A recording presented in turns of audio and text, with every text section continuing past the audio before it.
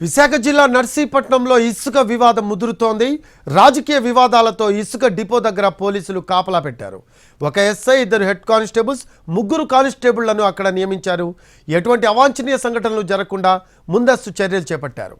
ఈ డిపో నుంచి 5 కోట్ల విలువైన ఇసుక మాయమైందని వైసీపీ మాజీ ఎమ్మెల్యే ఉమాశంకర్ గణేష్ ఆరోపించారు. ఎన్నికల తర్వాత టీడీపీ నేతలు యార్డుకు తాళం వేయడంపై అనుమానం వ్యక్తం చేశారు. దీనిపై స్పీకర్ అయ్యన్న పాత్రుడు మండిపడ్డారు. ఎఫ్ఐఆర్ నమోదు చేసి విచారణ జరపాలని అధికారులను ఆదేశించారు. అప్పటి వరకు ఉచిత ఇసుక పంపిణీ వద్దని సూచించారు. అయ్యన్న ఆదేశాలతో రెవెన్యూ, పోలీస్ యంత్రాంగం రంగంలోకి దిగింది.